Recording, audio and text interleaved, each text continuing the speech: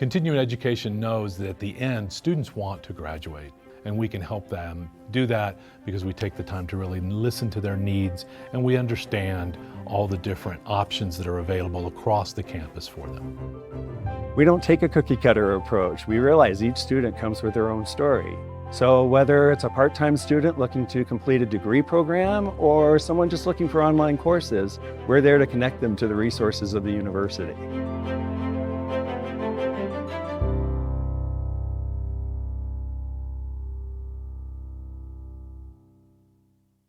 So the whole Doge thing, right, where literally groups of young tech guys, I think, and it is mostly guys, but there are women there too, are going into government agencies, and you can kind of tell who they are, like literally, and taking over computer systems and just doing things, like literally just doing things, sending out termination letters to folks who get grants from the government with no process, no authority, no ability to legally do that, actually, and just taking control of it all. And I think it's not a story that's being told well across the country in terms of how those things are happening. And it's this kind of takeover of the systems that we can link to oligarchs, because oligarchs like to do that.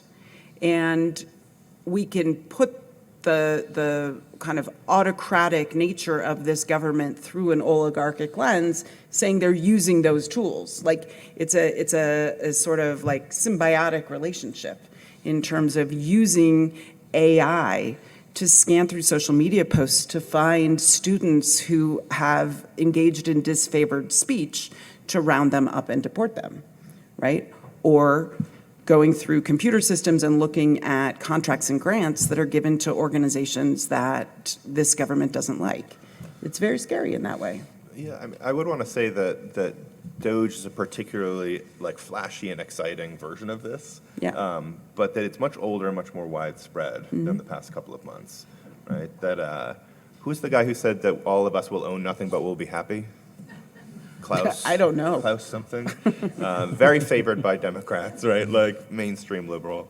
I would want to say that both Occupy Wall Street and the Tea Party were sort of reactions to a general sense that there is an overclass across both parties, deeply across both parties, that is engaged in this project.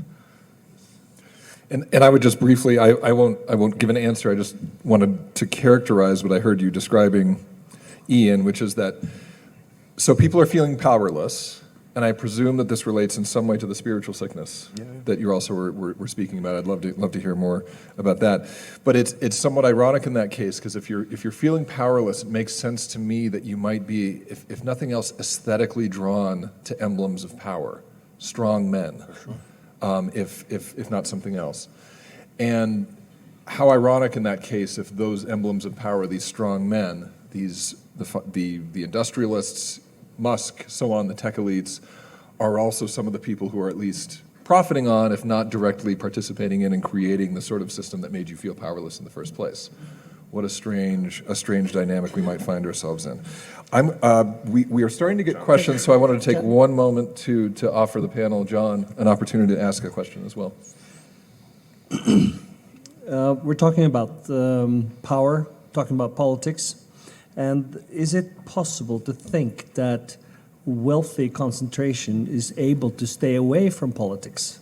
I mean, they have a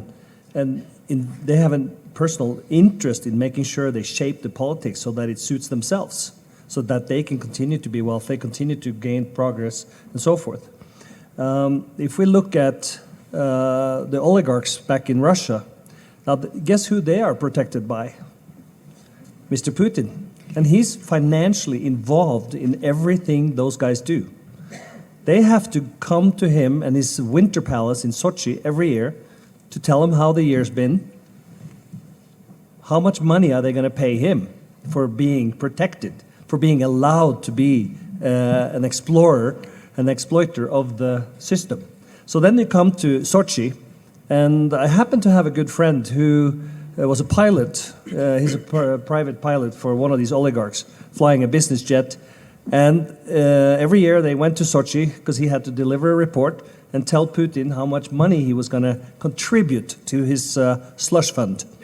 And the guys said, Hans, please take the plane back to Switzerland because I don't know how this meeting is going to go. And if the meeting goes bad, I'm going to end up in prison, and I want to have some assets outside the country. So he took the plane back to Switzerland. And actually, one of the wealthiest people in this world is Putin. He has a company in Switzerland managed by Ben, a Swede. The company is called Gunvor, which is a typical female Swedish name, so no connection to the Russian mafia. But anyway, that's probably one of the wealthiest companies around the planet, and that's because all these oligarchs, they contribute into that fund every year. And Putin gets richer and richer and richer. And he has two criteria. One is you come and you pay your fees every year. If not, I'll chop your legs off. Number two, you do not get involved in politics. Then I'll chop your head off. And that has actually happened to several of those guys. Sorry? Yeah, no, I was just going to say, so this is with the second class of oligarchs in Russia, right, after the transition, because the first class of oligarchs who really made, the gas and oil money and all of that, they accumulated this incredible wealth with this fire sale right after Putin came to power, but then Putin called it all in. They were interfering too much in the politics, and so he arrested them, and he sold off the gas and oil interests. And so now this next class of oligarchs are literally paying homage to him, and it's a part of the control of the oligarchs, right? Yeah. Could you speak to that? Yeah. And Khodorkovsky, who basically took all of the oil and gas interest into a company called Yukos, he got put in prison. And finally, when they were having Olympics in Sochi, Putin needed to have some sort of benefit, nice to, so he let him out, and were never to set foot in Russia again. But never, you're right. This is the thing. Okay, so back to my question, or one more sample of this.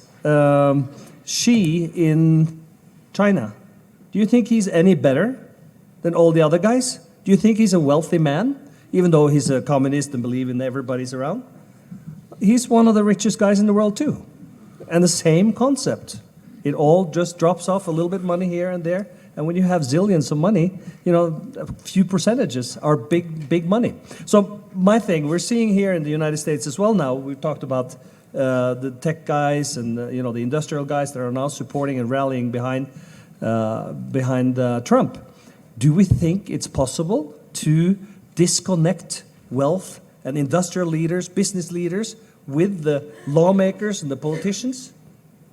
I send it across the panel to see what you think. Could I rephrase the question, because we're at a point when I'd like to start transitioning to audience questions, and one that we received I think pairs quite well with what Jan is asking us all. It is, if Citizens United is granted in the First Amendment of the Constitution, are there any legislative actions that can limit the influence of big money in our elections? I see that as being a parallel question to the idea that is it foolish to think that money would stay out of politics?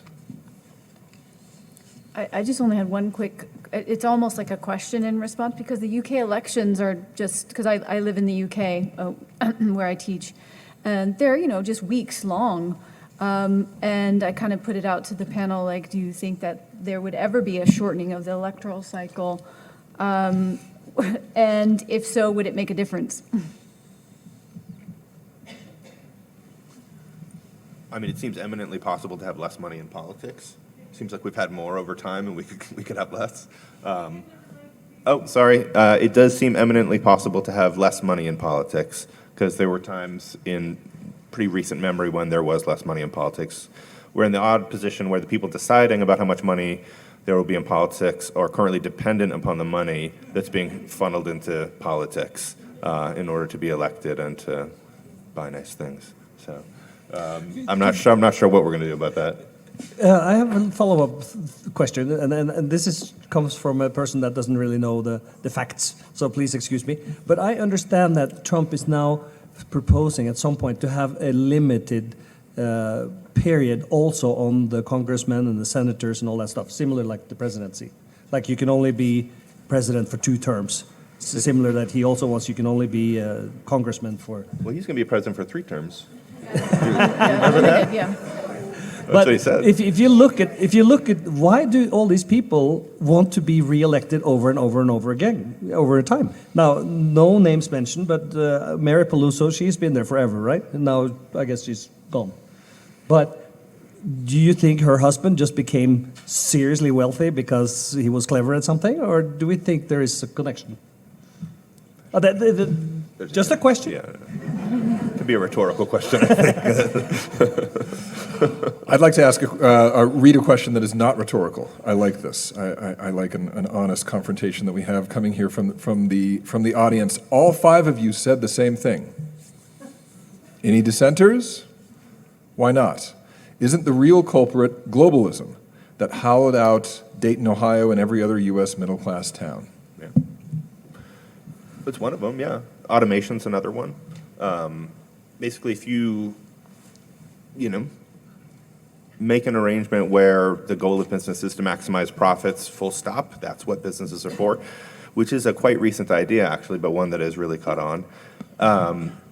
Then any chance you have to, for instance, cut labor costs is a no-brainer. You're going to take it, or the board will find someone who will. So yeah, I think things like globalization are symptoms of the problem that we're talking about, but on a practical level, really important drivers as well. I don't know if that's dissenting or not. But. I don't know if I'm dissenting. I'm dissenting a little bit about term limits. I just want to go back to that for 1 second, because I think there is a panel with very accomplished experts in election law, either later today or tomorrow, and I would say you should definitely go to that. But I would say, money in politics is a huge problem, but term limits is not the answer to that. Electing people out of office, right, through free and fair elections that don't have money as the central course of it, right, is the way to get, and having an electorate that pays attention to who they're voting for, that's the way that you create term limits for people, instead of saying that you need, except for the president.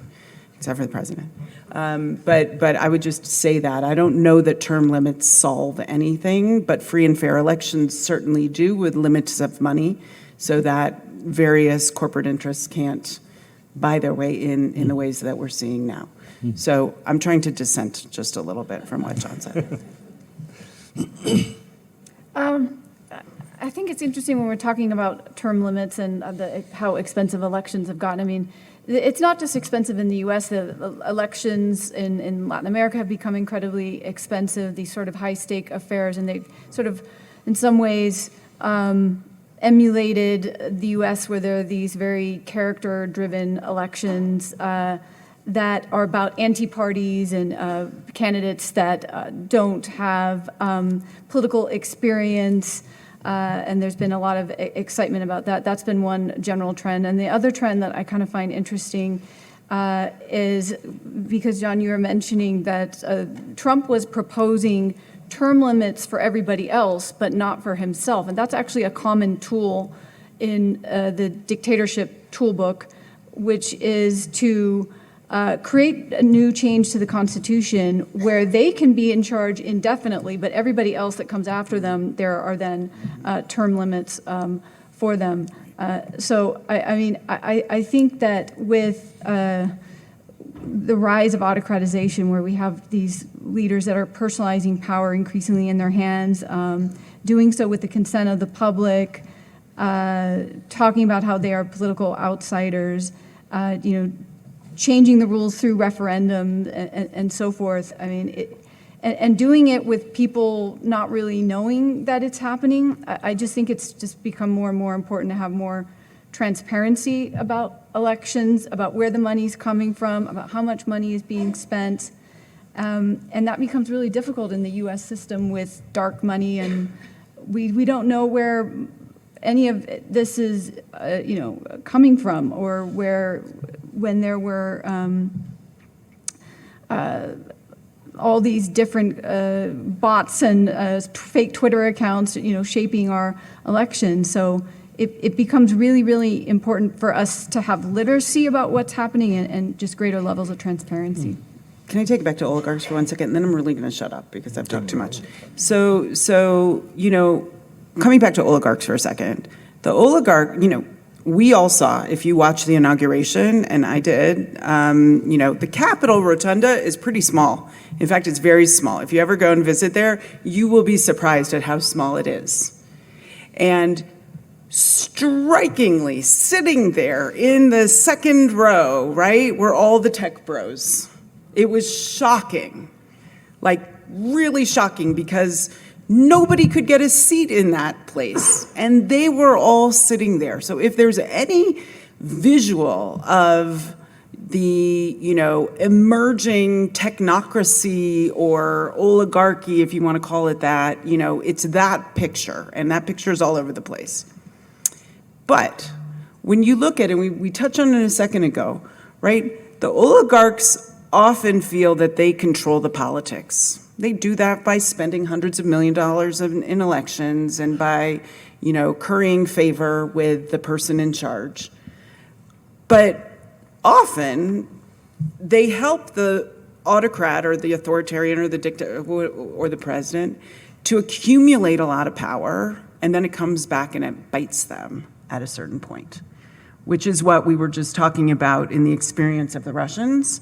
But what it does is to centralize and consolidate power in an executive in a way that executive then actually controls the oligarchs who thought that they were controlling him. And the script is flipped. So I just want to kind of throw that out there because I think it's a really important phenomenon to also sort of pay attention to. I just would interject briefly. So I wrote, my last book was on Steve Bannon. I've spent a lot of time with Steve Bannon. I wasn't in the rotunda, but I was at one of the balls for the inauguration, a speech that he gave there anticipating the seating arrangement in the rotunda for the actual swearing in. He asked his followers, the MAGA world, that when they looked at those tech oligarchs sitting at the front of those rows, that he not regard them as partners or members of a new coalition. He said, consider them surrendering Japanese generals. Right. And I heard in another speech that he said, consider them hunting trophies. Yep. So there is a lot of tension for that within this movement. It's worth, I think in the spirit of this last question, so that we can nuance our positions here, it's worth remembering that this is an unstable alliance if we talk about the tech right coexisting with the Trump MAGA right. It is an alliance of convenience, and it's an alliance born in opposition. It's very, very easy to swallow and paper over differences in ideology and purpose if you are in an opposition, if you're an anti-cause. Now that right-wing populism is tasked with ruling and governing, I think, and they have to affirm a political vision and act together. I think that those fissures might become a bit more important. We have a ton of questions, everyone, so I'm going to try to, my little interjection there notwithstanding, I'm going to try to move forward quickly. Here's a question for John and Natasha. What are the major differences between the rise of Russian oligarchs and the current events in the U.S. Is the voting process? Donald Trump won the popular vote. Do you see significant differences between Russia in the 1990s and a democracy that willingly votes for oligarchy or autocracy? Did you want to go first? Go ahead, or should I? Do I see a difference? Well, I mean, there's definitely differences in that the U.S. democracy is more advanced and the institutions were much more developed than in the Russian case in the first rise of oligarchies under Yeltsin and then subsequently under Putin. This was a question I was going to ask or put to John because it was my understanding that oligarchs in Russia, it's a very pejorative, negative term. And that in the U.S. there's more of an admiration for billionaires almost. That was sort of the first thing that came to my mind. I'm going to leave it there and let you fill out the rest of the answer. Yeah, thank you. It's a great question. And of course there's a big difference. the situation in Russia at that point was a complete chaos. Nobody was watching what was going on. And Gorbachev was a very fine statesman, and he did the right thing, and he was a clever man, and he unfortunately got kicked out of office before he managed to see the whole process through. The guy who came in was Boris Yeltsin, and at this point he was what we call a drunk loser. He was more interested in getting his next shot of vodka than to actually transform things. And the oligarchs, they're, not to put it bluntly, they're crooks. They're criminals. And they figured out very quickly that in order to get the influence of Boris Yeltsin was to go and give him booze, nice food, women, all that stuff that he liked.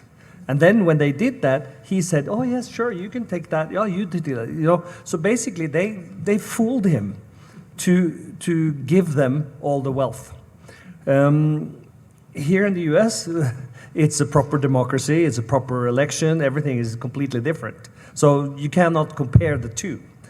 And as you said, the oligarchs in Russia is definitely a negative connotation because they have stolen the wealth of a country, and they become obsessed with themselves, with cars and everything else. While in the U.S., the important people, they have actually made a significant wealth themselves. They've been successful business people. Yes, they're no weak people that just do this to be nice. I mean, they're tough business people, but they have actually earned their position in this life. So that's a complete different situation.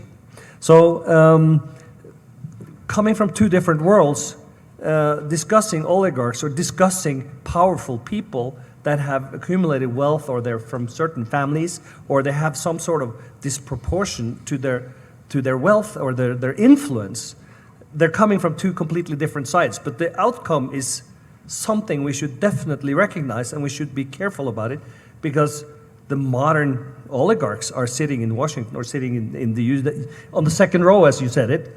I mean, when you see what's going on, it is time to raise your hand and say, we need to have a proper government, we need to have law and order.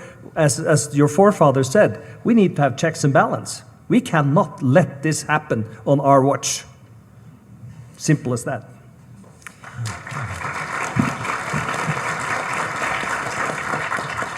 As we start to transition, I think, to a part of our program where we want to talk about solutions, and you mentioned that, Hadar, and also we've received a number of questions related to that. I wanted to lead in with something else. Here's an interesting question. Churchill said during World War II, "This is not the beginning nor the end, but it's the beginning of the end." Societies and governmental structures, civilizations, have not lasted forever. Are we looking at the beginning of the end of civilization, society, as we've known it? Will the little people rise up and overthrow the government, or not? Is this the end? Don't look at me first. I'm going to go first. My answer is yes.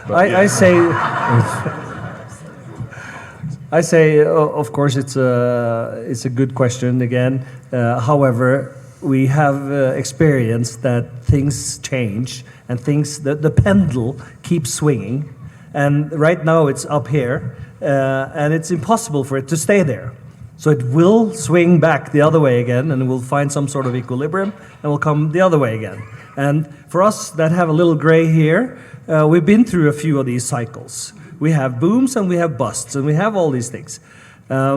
I have not lived as long as the Ice Age and the whole transformation going on. And we talk about the environment, we talk about the global warming and all that stuff, and it's crisis, and we're going to die tomorrow, and all this stuff. I think we got to be cautious about it. We got to be aware of it, but it's definitely not the end, and it's definitely not the beginning of the end. It's just we're in the middle of somewhere, and enjoy the ride and do the best you can. I was gonna agree with that. That we're right in the middle of a democratic slump. This is probably the worst level of democracy in the world since the end of the Cold War. But you see that everything goes in waves to some extent, that there's an autocratic wave, a democratic wave, and I'm paying attention to resistance efforts and where resistance has been most successful is when it is taking place on all fronts, not just an opposition that's really well united and working together and engaging in elections.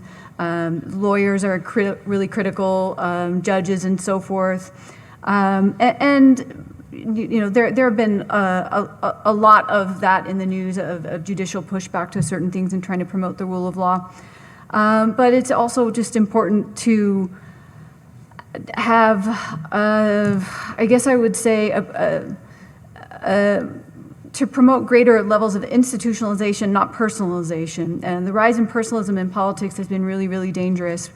You know, in my studies of dictatorships, personalist-style dictators are the worst in almost every way, in conflict of battle effectiveness, in the quality of their military intelligence, in economic development, and so forth. And this personalization of power that we're seeing, I see as the most dangerous, with Xi Jinping getting rid of term limits, for example, of course, with the US, with Putin, and so forth. And the antidote to that is really, you know, greater respect for, you know, rules and institutions, which at the moment are really struggling. But just to circle back to what John was saying, there is always a pushback when things get bad, and I see that as inevitable. I have a small little comment. I see a pile of questions on your table. Yes. I think we should limit our answers a little bit. Speaking only about myself. But I want to come back to that at the very end. I kind of do too. Yeah. Yeah. Well, let's go because I can take them in a bunch here. Here are 3 questions that go together. Are there any examples in the world where the power of truth over propaganda has been restored or at least strengthened? Okay, before I have to hide all the sharp objects, what can we small people do? By the way, a parallel to this, here's another question. Do you think, this is from a student, do you think there will eventually be desire to obtain more wealth by inciting violence upon other countries? Would this be a result of oligarchy? And finally, what can I do about this? I think I'm qualified to answer this question.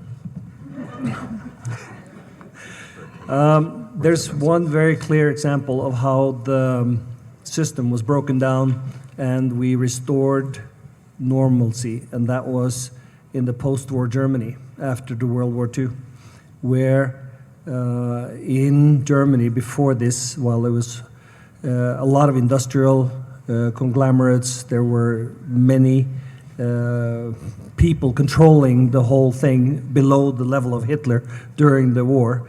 But when the Allied, you know, the French, the English, and the Americans came in after the war, and they restored democracy, they restored law and order, everything was cleaned up, and Germany has since then seen probably one of the most remarkable recoveries of our times.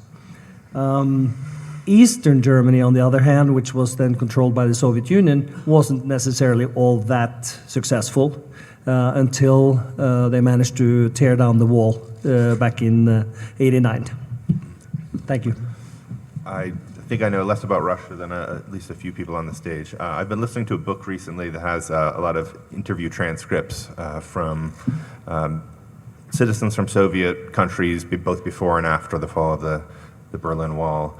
And there was a lot of sort of exhaustion towards the end with having to tell lies in public, right, with not being able to speak the truth. And this is one of the rallying cries of the Soviet dissidents across a number of countries. They wanted to live in the truth.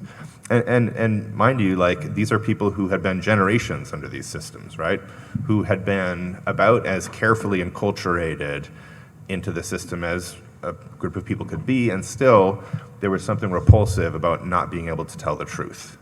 So I think that there's reason for hope. I just have 2 quick examples that kind of came to mind. And this doesn't necessarily address the role of propaganda, but there's all kinds of democratic swerving where countries were experiencing autocratization, becoming more authoritarian, and they kind of come back. But I was, thinking about Brazil recently, and they've been trying to address what happened under the Bolsonaro regime. And to some extent, Poland has been pushing back a little bit and not going the route that Hungary has been. We like to think that in America we're different, right? So there's this entire idea of American exception. So I'm going to take issue with John and create some dissent on our panel here. But legit, we like to think we're different. And I've lived and worked all over the world in regimes that were fighting authoritarianism, that were transitioning through, to democracy or from democracy. We are experiencing something that the rest of the world has experienced over and over and over again. And for us to say that it's different because we're America is wrong. And it's naive, and it is irresponsible for us to think that way and to think it can't happen here, because it is happening here. And so it is extraordinarily important for us to, like what we are seeing in our discussion of oligarchs and in our discussion of autocrats is the authoritarian playbook, chapter by chapter, verse by verse. What is happening here, the way that different institutions have been attacked and prioritized from the beginning, the lawyers, the media, the universities, it's the playbook. So to say that it's not going to happen here, I think is really difficult. Is wrong. And what we do know about when authorians take over is that it happens quickly. And it's happening very quickly right now. We're not even at 100 days. So where does that leave us? Different people have talked about the pendulum swinging back and forth. Cynthia Rebo, our good friend, and John. Some people have also talked about the slingshot. That sometimes when you have a situation where rights have been respected or expanded, different people have been enfranchised in a different way, the slingshot is pulled back and we go backwards, but then it hurtles forward. I'm still thinking about whether I agree with the pendulum or the slingshot, but it's hopeful, so I want to give you the slingshot example. There's in the last piece of what we can do, each one of us has a responsibility. And it's not just standing up here in Boulder, Colorado to protest and to demand more from our government. You need to demand more from your federal elected officials, but you need to talk to every single person you know that doesn't live in Boulder, Colorado, because you are a multiplier. And we've seen popular movements all around the world who have taken back what was taken away from them. But you have to preserve it quickly, now, and not wait till it gets worse, because I promise you that it is getting worse. And so you have a unique responsibility to talk to your kids, your grandkids, your students, and they have a responsibility to talk to everyone they know, because if you think of yourself as a multiplier, then there's real power among the people to take back control of some of the things that we've been talking about as ceding to the rich people. I don't believe that that's true. I do believe that there's a role for us to play and for each one of us to do that. So I'm not going to cede the power to the oligarchs, and I hope that you don't either.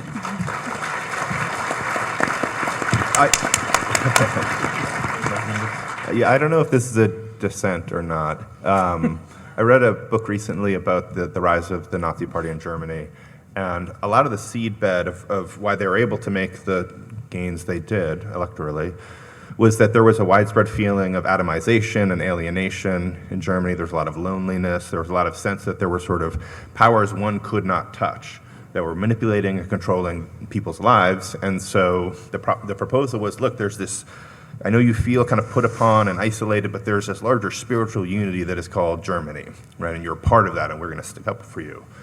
And I think that there's a lot of people on the back foot right now who feel like we need to slow down, we need to stop, we need to resist. I think you need to counter-propose.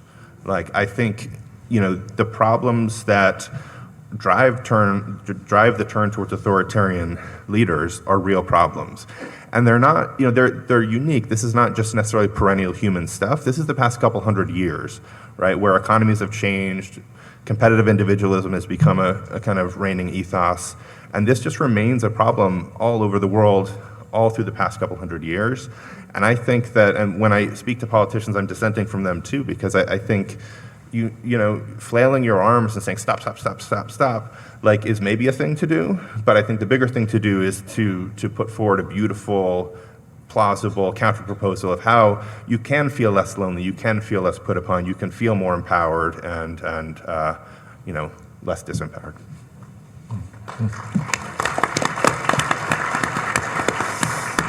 Yeah, one of my favorite historians, Christopher Latch, said that the Achilles heel, the vulnerability for the conservative, is their nostalgia. And embedded in that is specifically the idea that the past was intelligible, that it was good, and that it can provide guidance for the future. And that usually involves a lot of mental gymnastics and a lot of fabrication. But there is a parallel vulnerability, Achilles heel, for the liberal. And it's embedded in the visions of progress that treat the future like it is something stable, easily known, and that also provides guidance for you. I don't want to just replicate everything that Ian said, but I endorse it a lot. One thing that I see in this moment right now, I don't think that this is a moment of simple transition. I don't think we know where we are. I don't think we're going to see history repeat itself. I think we're in a moment of change and transformation that's real. The thing that I would be scared of, I don't know quite what I want to affirm to you all, but the thing that I want to disaffirm, that I want to disagree with, that I'm afraid of, is anyone who tells you that the problem is you just need to stop apologizing for yourself, that we actually have all the answers, that we know what to do, and just go out and hit it harder. Yep. Instead, I think that you should look at this world, look at this moment with creativity, knowing that probably the best solution for us is something that's not on the table right now. That requires conversation, it requires community, and it requires an openness. So. 100%. Any last comments from anyone? I agree with you. I'm not dissenting. I know, I'm We didn't sorry. get any dissent? I know, no, I don't dissent for that at all. I think that we're not at an end point of anything. History doesn't end, right? And are we going back? Like a lot of people are talking about, different examples, because we want to feel secure in what happened before and kind of put it into a framework that we can understand. This is a really, really complicated moment to understand. Like, don't talk to me about AI because I don't understand it at all. And yet, it's the thing that's happening, right? And so there's even for my young soul that seems to be aging rapidly, it's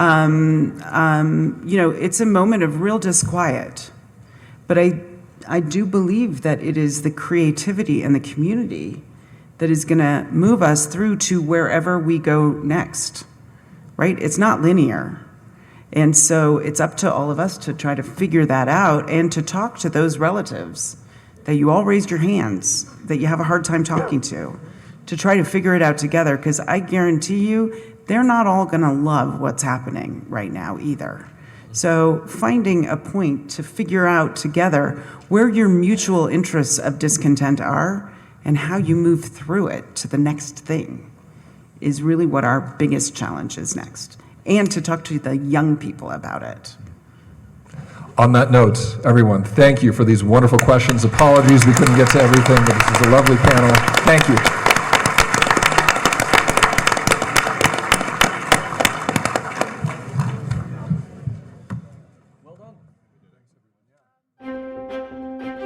Continuing education knows that at the end, students want to graduate, and we can help them do that because we take the time to really listen to their needs, and we understand all the different options that are available across the campus for them. We don't take a cookie cutter approach. We realize each student comes with their own story. So whether it's a part-time student looking to complete a degree program or someone just looking for online courses, we're there to connect them to the resources of the university.